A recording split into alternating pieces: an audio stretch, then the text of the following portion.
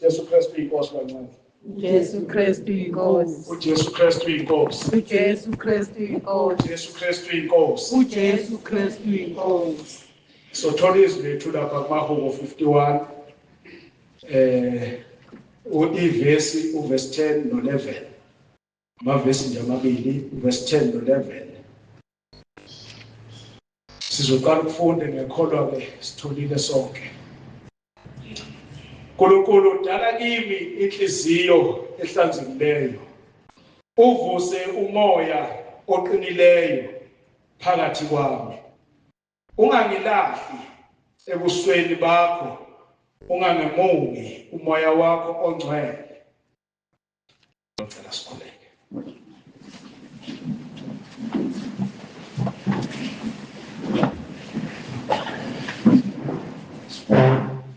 Baba egameni lenkosi yethu Jesu Kristu waseNazaretha, Baba wethu ongcwele, siyabonga Nkosi Jesu nangalesi sikhathi.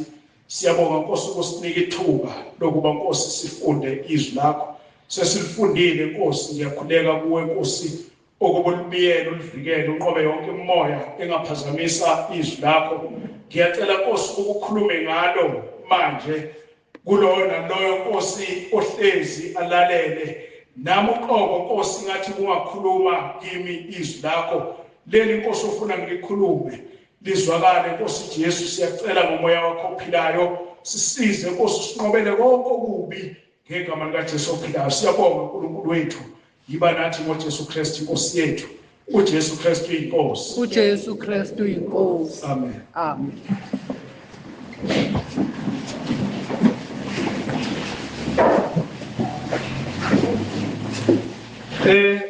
Izwi lethu ke namhlanje likhuluma ngenhliziyo. Inhliziyo yomuntu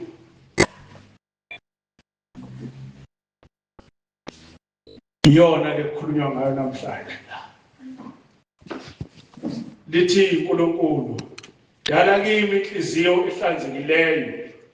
Uvuse umoya wakho oqinileyo phakathi kwami. Ungangilahli ebusweni bakho. Ungangebungi umoya wakho ongcwele. uNkulunkulu dala kimi inhliziyo ehlanzekileyo.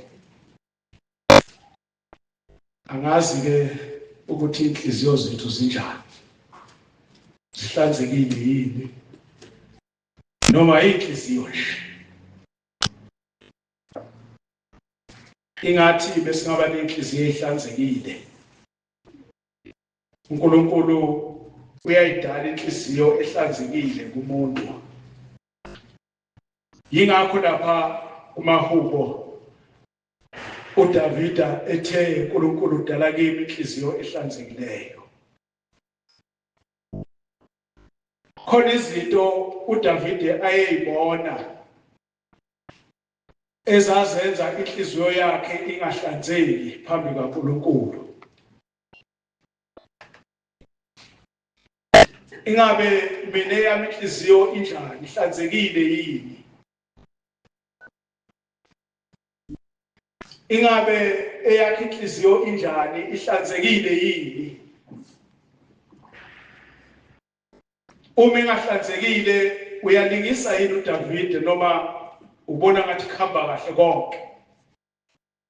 Ingathi besingalingisa uDavide ethi Nkosi noma ethi uNkulunkulu dala kimi inhliziyo ehlanzekileyo. Inhliziyo yomuntu imbi ubani ongayazi na? Kusho ukuthini lokhu? Kusho ukuthi inhliziyo yomuntu akekho umuntu oyaziyo ukuthi njani.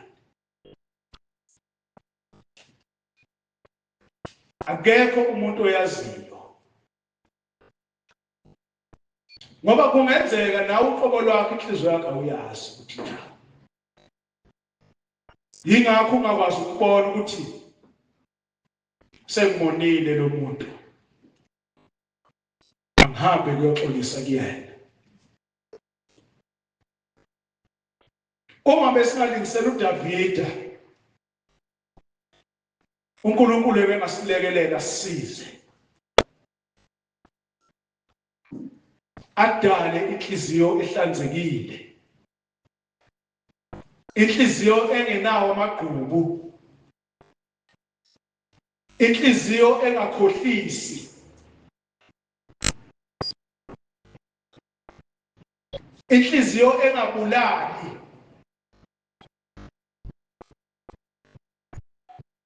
Ngoba kukaningi sibulala ngenhliziyo zethu. Size sisho sithi ngifisela ukuthi angathi ashayiswa imoto leyo. Wenzeni?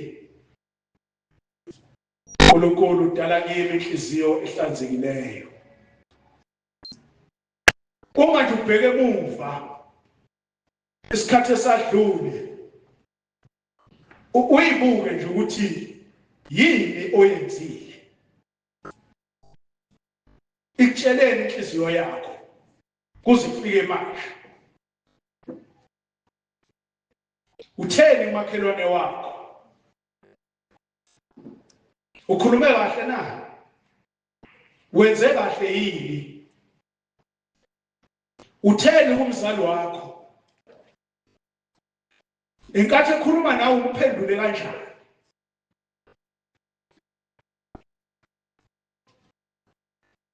Inkathi ekuthuma ethi awukhelele nawe amanzi. Ithene yakhe inhliziyo ngaso sikhathi. Awushomo yini ukuthi wena uyimali?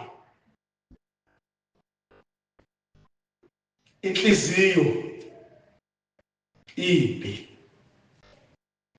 Ubani ongayazi na? uNkulunkulu udala kimi inhliziyo ehlanzekileyo. Ayihlanzeke inhliziyo yomzalwane. Amthanda omunye umzalwane. Thanda umakhelwane wakho njengalokhu uzithanda. Sijaha ukuthanda uNkulunkulu sithi Nkosi siyakuthanda. Nange siduze kwakho. Uyamthanda na? Mawumthanda ithini yakhe inhliziyo ihambisana nokusho kwakho ukuthi uyakuthanda.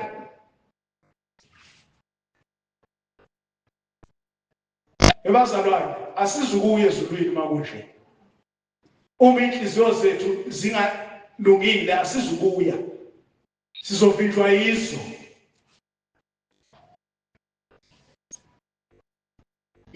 uNkulunkulu uhlola izinto. Uhlola inhliziyo. uNkulunkulu inhliziyo yomuntu uyayihlola, uyayazi futhi. Kumanje sihleli phansi nje uyazi ukuthi ngamunye umuntu ola ucabanga noma uzidla uthini ngenhliziyo yakho. Kusifanele sithi uNkulunkulu udala kimi inhliziyo ehlanzekileyo. Athi uDavida ungangemuka umoya wakho ongcwele. Uzohlala kanjani umoya ongcwele enhliziyweni elikhulu eqinile njengetshe? Uzohlala kanjani? Awuhlali umoya ongcwele kuleyo ndawo enjalo. uNkulunkulu udala kimi inhliziyo ehlanzekileyo. Ingathi besingenza njalo singabantwana bakaNkulunkulu, simcela uNkulunkulu akudala inhliziyo ehlanzekileyo.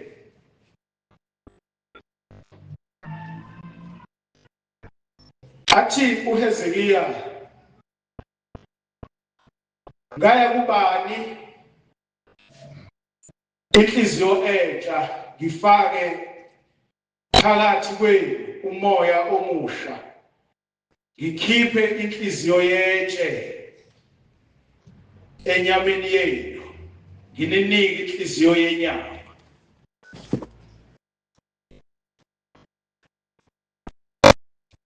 Uthi ngiyabanika inhliziyo entsha, ngifake phakathi kwenu umoya omusha, ngikhiphe inhliziyo yetshe, ngifake enyama. Kungenzeka asenzi kahle nje inhliziyo zethu, inhliziyo zethu.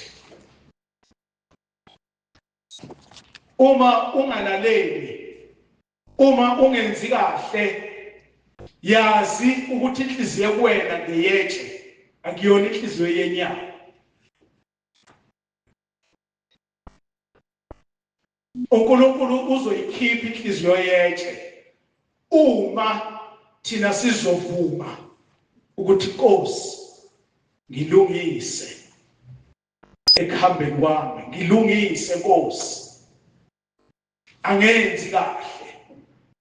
Kodwa uma uzoyikhukhumeza ubona ngathi konke okwenzayo ulungile, umuntu owazi into elungile oyenzayo uNkulunkulu, wena uzocabanga ukuthi okwenzayo kulungile kanti cha, akulungile. Kufuna umuntu othobile ozosilahla uNkulunkulu ngaso sonke isikhathi, akhulume noNkulunkulu, uNkulunkulu bese eyikhipha inhliziyo yetshe, afake inhliziyo yenyama.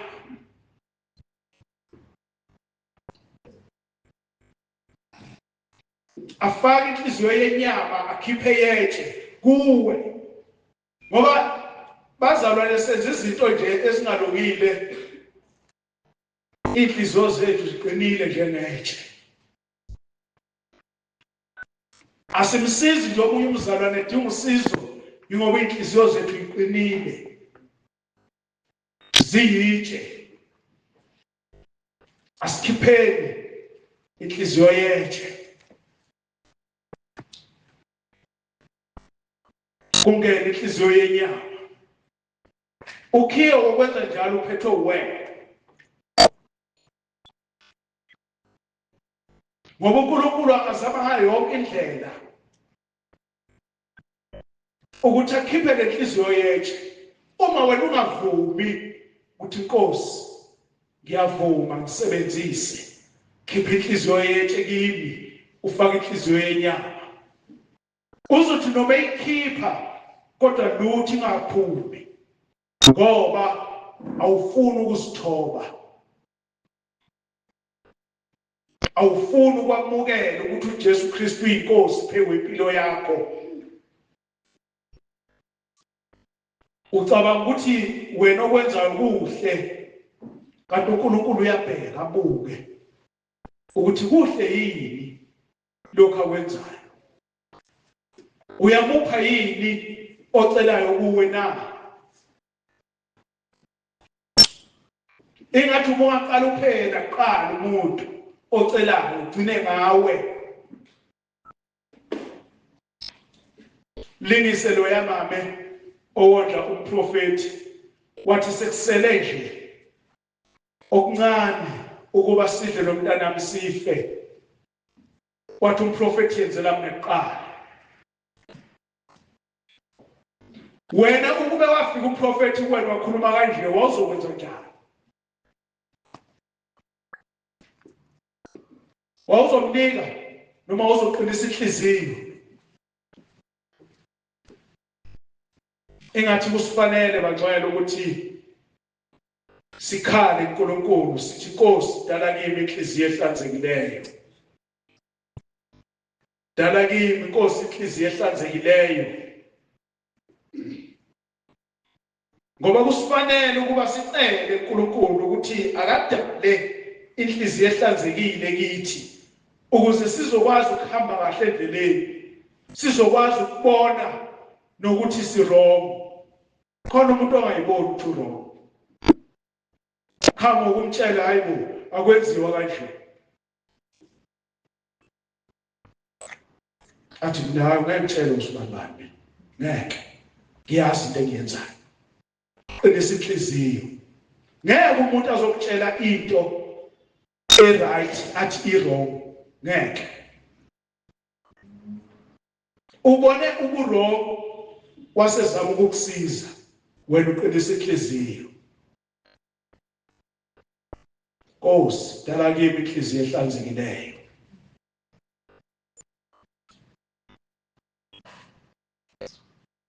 Ungangilahli ebusweni bakho,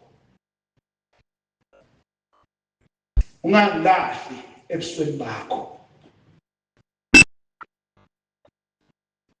Uma singavumi ukuguqula inhliziyo zethu uNkulunkulu ukusilahla kuseduze ukuthi asilahle. Ngoba usukazi ukuthi ulibekile usuku lapho bonke abayitshelayo abanekani bayoguqa ngalolu suku iphele inkani.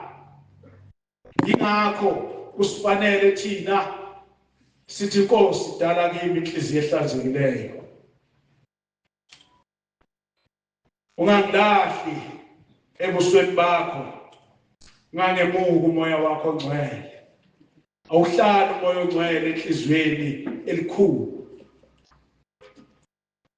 Simvumele uNkulunkulu akhiphe inhliziyo yetshe, afake inhliziyo kamoya. Noma afake inhliziyo yenyama. Inhliziyo yenyama izokwazi ukwamukela izinto zikamoya. Simvumele uNkulunkulu. Akukho kunye bangcwele. Silungise inhliziyo. Masilungise yona konke kuzolunga. Ngoba iyona inhliziyo elawula umuntu ekwenzeni izinto. Bamkhuza umunye ungayilapha la. Athi kunani? Yini athi kunani? Ngoba inhliziyo yakhe ingeyentshe. Yikho ethi kunani? Umuntu mayetshela ukuthi ungayilapha ya. Uyathula lalele. Bese igwema leyo ndawo kuthiwa mayikuyona. Lo muntu inhliziyo yakhe inhliziyo yenyama. Sifakiwe kuyena inhliziyo yenyama. Iyalalela. Kodwa ungalaleli. Inhliziyo yethu ingaphakathi kuyena. Uyafika lapha ya ngokuthanda kwakhe. Utholana nembi la ithutha. Uzo sekhala uqhiyo sekufonelwe ekhaya. Phuthumani sibantu sebemshayile. Ukhuziwe lo muntu kangayi lapha la.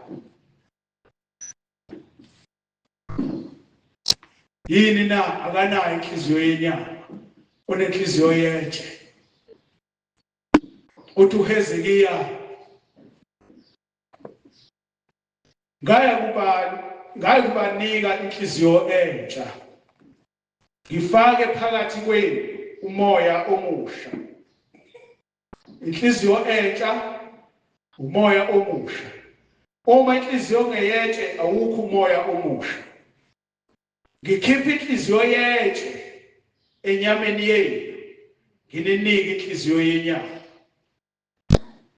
Athi u27 ngiyakufaka umoya wami phakathi kwenu. Ngenze ukuba nihambe ngezimiso niyakugcina izahlulelo zami nizenze. Inhliziyo yenyama isingenile. Iyokwenza nawo number 27. Kuyongena umoya kaNkulunkulu phakathi kwethu. Athi ngenze nihambe ngezimiso zami niyakugcina izahlulelo zami nizenze. Lapho ke sesingabantwana bakaNkulunkulu. Ngoba phela ukuba umntwana kaNkulunkulu awuveli ngomntwana kaNkulunkulu. Kufuna inhliziyo kuqala ibe ngeyenyama. Iphume leyentshe eyenza ungavumi ukulalela. Iyenza ungavumi ukwenza izinto uNkulunkulu athi zenze.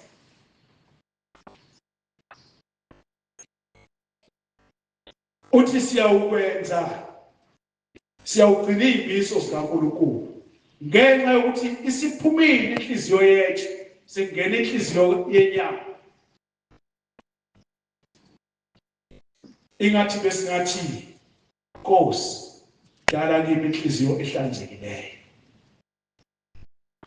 Bengaba kuhle masingasho kanjalo. Besinganqoba uma besingasho kanjalo. Sivule inhliziyo zethu uNkulunkulu ayisebenzise noma ayiguqule kube inhliziyo yenyama. Singabe nenhliziyo zetshe. Zona ezilikhulu. Thina uma ngakhuluma ubani athini kuwena kufanele ukuthi uthela amazinyo emhlanje wedada. Ngoba inhliziyo ilikhulu. uNkulunkulu dala kimi inhliziyo ehlanzekileyo. Athi ungangilahli ebusweni bakho, ungangemuki umoya wakho ongcwele. Ungangemuki umoya wakho ongcwele. Inkosi uDavid ekhuluma lawo mazwi. Bangcwele mina ngokwami enginikwe khona namhlanje sengikwenzile. Sengiqedile ukukhuluma lokho kuthiwa ngikusho. Sengiqedile. Ngifisa nje ukuthi sithole iculo esizolicula.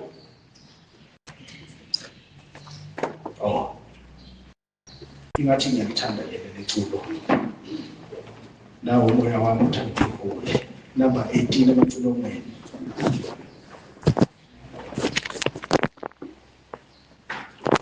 Uthando lukababa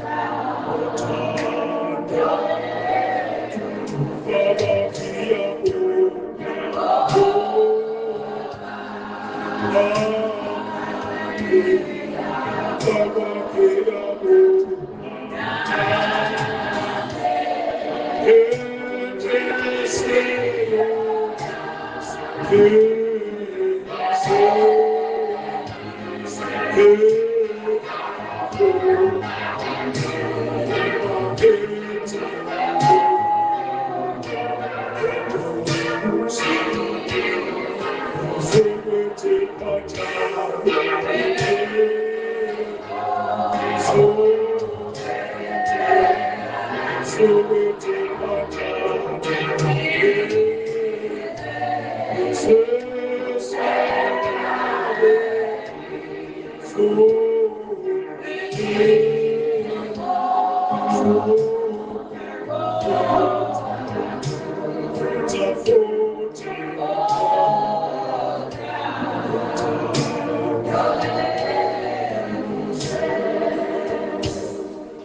sikhuleke.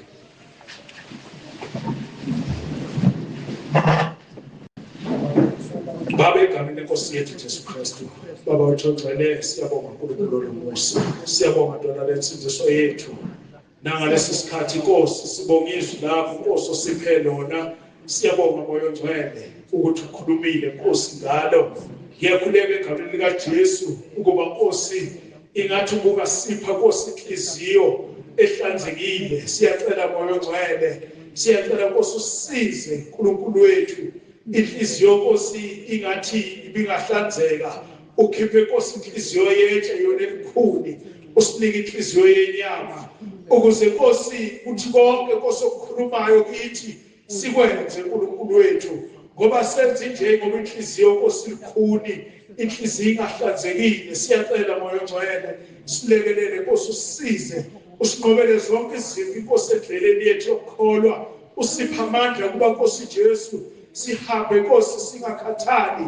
Ngiyakhuleka ngegama likaJesu ophilayo, silondoloze Nkosi. Siyabonga uNkulunkulu wethu ngezwi lakho Nkosi osinike lona. Siyabonga Moya Ongcwele, siyabonga Nkosi ukuthi usigcinile, sadlalela Nkosi ukhuluma. Siyabonga uNkulunkulu wethu, senzele umusa-ke nanamuhla uNkulunkulu wethu ngathi besingasidla ngalo Nkosi ngezikhathi zonke siphuma la sihamba Nkosi siye emakhaya, ube khona Nkosi endleleni zethu nasemakhaya, ube khona Moya Ongcwele usiqinise usibiyele ngoJesu Kristu Nkosi yethu. Siyabonga uNkulunkulu wethu manje naphakade uJesu Kristu inkosi. Jesu Kristu inkosi. Amen.